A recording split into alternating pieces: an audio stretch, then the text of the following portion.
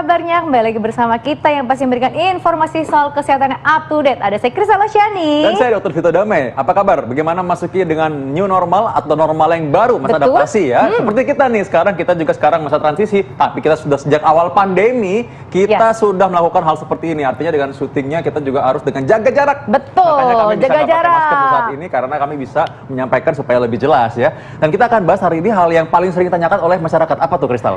Itu yang namanya multivitamin nih. Aku kan kadang-kadang kan kalau misalnya ini untuk meningkatkan daya tahan tubuh nih, katanya ini udah cukup dengan mengkonsumsi suplemen multivitamin. Ini fakta atau mitos Langsung aja sih? kita tanya ke Dr. Samuel Utoro, Betul. spesialis klinik konsultan. Halo Hai dokter. dokter, gimana? Tadi fakta atau mitos nih dokter? Jadi gini, multivitamin, namanya multi. Biasanya kandungan vitaminnya kecil dosisnya. Iya. Apakah ini bisa meningkatkan sistem imunitas atau meningkatkan kesehatan tubuh?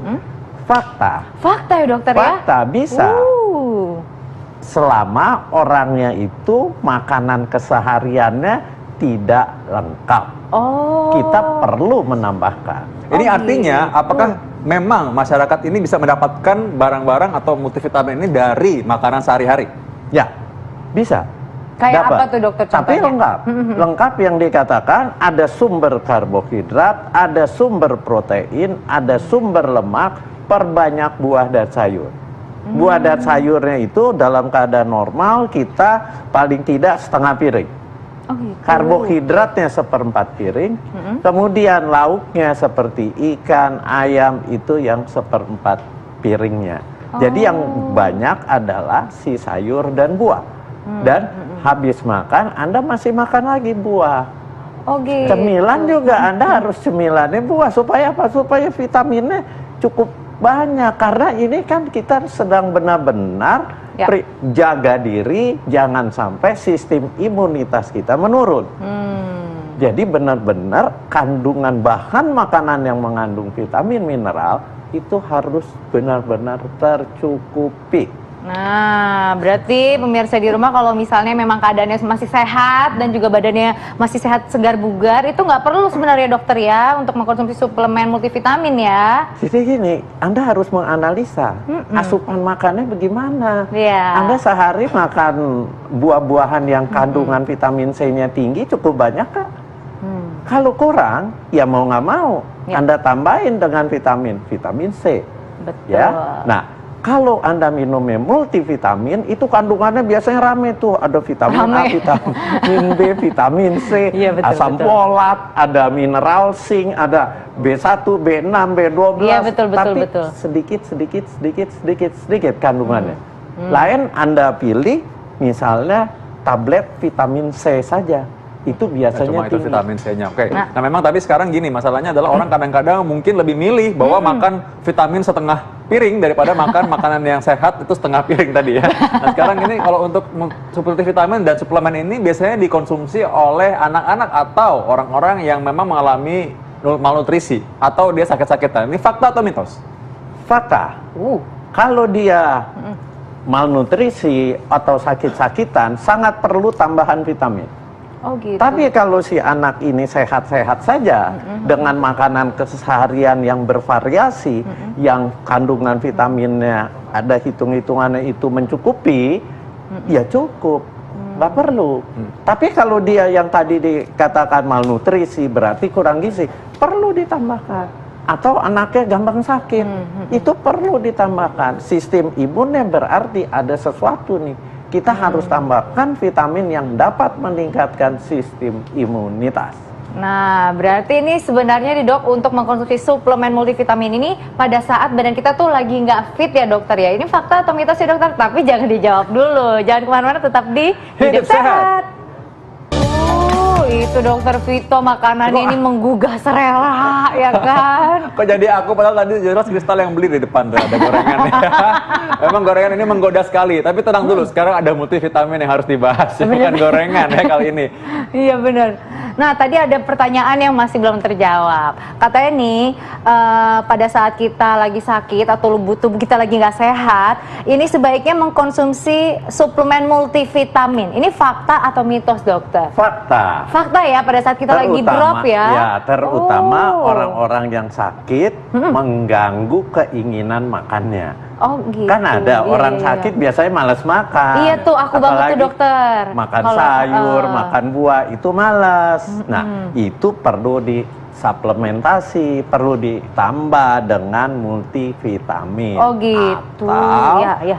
vitamin-vitamin tertentu dengan dosis yang cukup tinggi. Oh gitu. Iya. Tapi maksudnya kita tahunya dari mana, Dok? Kalau misalnya kita lagi ada sakit nih, terus ya gitu kan pasti kan lidahnya pahit kan, Dok ya. Nah, jadinya tuh pengen malas makan gitu. Nah, kita tahu dari mana suplemen atau multivitamin yang bagus gitu untuk kita konsumsi. Ya, jadi seperti tadi saya bilang, multivitamin itu kandungannya lengkap. Iya. Tapi dosisnya kecil-kecil. Iya, rame. Ya, rame. Kita makan. Iya. Kemudian kita harus tahu sakitnya apa nih. Kalau sakitnya karena infeksi, badannya panas, berarti sistem kekebalan tubuhnya harus ditingkatkan. Nah, vitamin apa yang dapat meningkatkan kekebalan tubuh ini, sistem imunitas? Yang pertama vitamin C, vitamin Betul, E, Iya, iya, ya. iya. Kemudian zinc. Zinc. Mineral dari C. Kemudian vitamin antioksidan lain seperti selenium. Nah, itu kita harus tambahkan. Vitamin C-nya juga karena dalam kondisi sakit, berarti di dalam tubuh kita terjadi pelepasan radikal bebas yang cukup tinggi.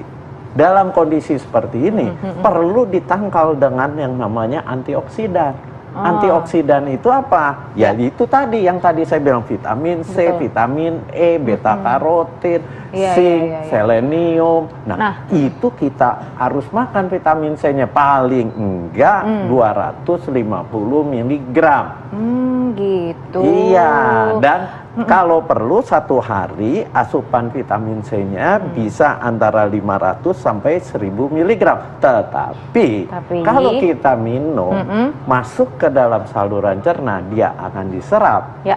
Itu makannya dosisnya jangan sekaligus 1000 mg. Oh, jadi kita harus perhatikan dosisnya juga nih, Iya, dokter karena ya. kemampuan usus kita menyerap si vitamin C itu sebenarnya hanya sekitar 200 sampai 250 mg. Jadi kalau mau iya, kita benar-benar. minum 1000 ml, yang bagus adalah 4 kali 1. Oh gitu, kira dipotek maksudnya. Kalau udah beli 1000 bagi 2 kasih yang lain gitu. Simpan. karena sekarang ini soal vitamin C ini biasanya karena soalnya orang takut kan bertanya, ini vitamin C kan asam nih rasanya, gimana kalau saya menderita penyakit asam lambung, Ya. mah gitu. Ya, hati-hati. Vitamin C sekarang itu banyak jenisnya. Betul. Jadi ada vitamin C yang asam. Memang asalnya vitamin C itu namanya asam askorbat. Nah, kita bisa kasih vitamin C yang bersifat basah. Contohnya apa tuh, dokter? Sodium askorbat. Asam apa tadi? Enggak tahu asam apa. Asam jahe ya, enggak. Asam apa ya? Asam akrobat ya, akrobat tadi. Aku tanya asam Jawa, dokter. Asam askorbat itu Askorbat. sekarang ada Iya, yang iya. namanya sodium askorbat, tidak merangsang lambung. Atau vitamin C yang slow release, dilepaskannya lambat. Jadi dia di dalam saluran cerna kita dilepasnya sedikit-sedikit. Iya, Nah, iya, itu iya. biasanya pH-nya tidak rendah, lumayan tinggi, dan tidak merangsang lambung. Oh gitu. Tapi ada nggak sih, dokter, nih kan kita kalau misalnya badan lagi nggak enak nih, nggak enak langsung aja tegak suplemen multivitamin. Ada nggak sih sebenarnya penyakit-penyakit yang tidak boleh untuk mengkonsumsi suplemen multivitamin? Ada nggak sih, dokter, contohnya? Ada. Penyakit apa? Contoh, orang yang sudah ada gangguan hati. Hati.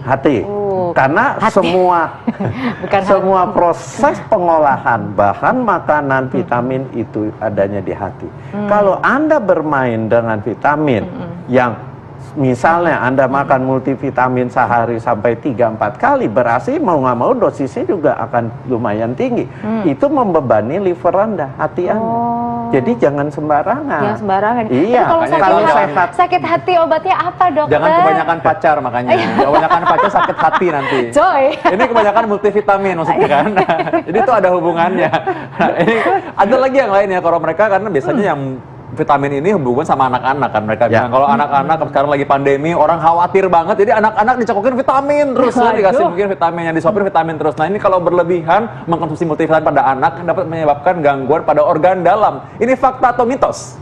Fakta. Waduh. Makanya apalagi anak Iya, kan badannya kecil, Iya, jadi iya, dosisnya harus disesuaikan. Betul, betul. Disesuaikan dengan tubuh yang kecil itu. Iya. Jadi jangan sembarangan multivitamin dimakan dikasih. Nah itu sebaiknya tanyakan ke dokter anaknya. Nah, kadang-kadang Ya. nih ada ibu-ibu juga nih dokter kayak vitaminnya nih misalnya vitaminnya 1 biji dipotek, setengahnya buat anaknya. Nah itu nggak bisa. Nggak boleh dokter Nggak ya boleh, tuh. nggak boleh.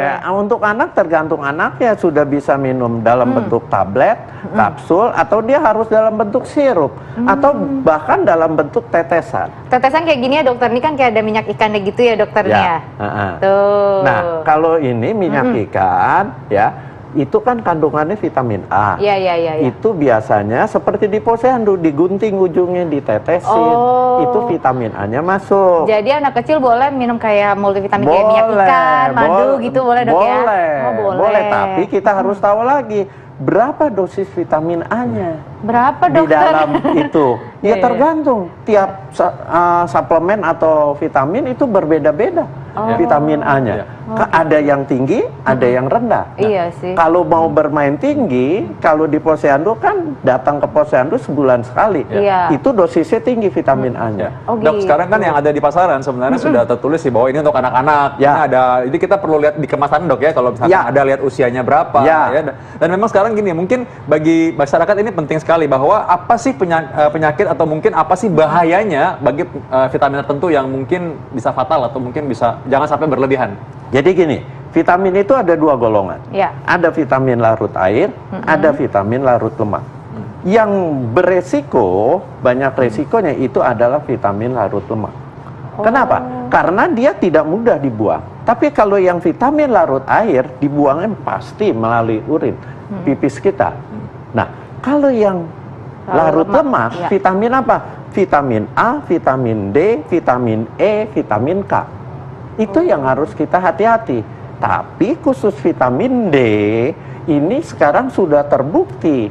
Jadi dengan dosis tinggi pun dia tidak akan ada efek samping, ya. Tapi tingginya juga berapa? Tergantung. Dosisnya kalau vitamin D kita minum harusnya vitamin D3. Itu bisa yang sesuai dengan kebutuhan tubuh orang sehat itu hanya 400 international unit. Tapi dalam kondisi seperti sekarang, dalam kondisi pandemi kita ingin meningkatkan sistem imunitas, disarankan 1000 sampai 2000 international unit. Dan itu semua dosis tergantung apa? Pemeriksaan darah kandungan vitamin D-nya itu berapa. Kalau rendah sekali, ini yang menarik. Ya. Orang Indonesia itu ternyata vitamin D-nya, D3-nya itu rendah. Padahal negara kita kan kayak sinar matahari. Iya, betul. Karena vitamin D itu akan diaktifkan kalau kita berjemur. Makanya sekarang lagi rame nih, orang rame-rame berjemur. Iya, iya, Tapi benar. berjemurnya kadang keliru. Iya betul. Sebenarnya nggak perlu berlebihan berjemurnya. Jadi cukup aja ya. Cukupnya aja. Cukup 10 menit. Ya. Nah, Benar. itulah kita harus hati-hati vitamin yang larut lemak apa? Dan? A, D, E, K. Terutama vitamin A. Jangan kita mengkonsumsi vitamin A dalam bentuk utuh vitamin A dosis tinggi. Jadi bisa juga kelebihan dosis pada vitamin, hati-hati ya. Ini pas Benar. banget karena ada pertanyaan yang biasa orang concern pada anak-anak. Ini ada pertanyaan di Instagram kita. Jadi kalau Anda ingin tanya-tanya juga bisa di Instagram Hidup Sehat TV One ya. Ini Ya. dari Inavis Lupsit. Nah, ini katanya tanya bagaimana kalau misalkan multivitamin yang baik dan aman untuk lambung bagi anak usia 13 tahun. Itu apa, dokter? Ya. Bantu jawab. Jadi kalau usia 13 tahun itu sudah masuk remaja. Berarti dia sudah bisa makan dalam bentuk tablet. Ya. Kalau mau Tablet, dikasih multivitamin ya, Ya. bukan vitamin misalnya hanya vitamin C, vitamin E dosis tinggi, bukan. Bukan. Kalau multivitamin silahkan, ya sehari 1 cukup. Jadi silahkan pilih merek macam-macam. Yang penting Anda harus baca kandungannya itu yang namanya multivitamin itu rendah. Oh, jadi itu Bukan yang membedakan ya optimal. dokter ya. Vitamin C-nya juga rendah kalau di dalam multivitamin. Karena sebenarnya ini adalah pelengkap saja. Itu kita tetap makan kan dokter ya. Iya. Karena memang utamanya Benar kalau kita asupan sekali. makan cukup Ya. ini yang lebih baik sebenarnya. Oh, ini karena jangan hati-hati, jangan sampai Benar kelebihan juga. makanya.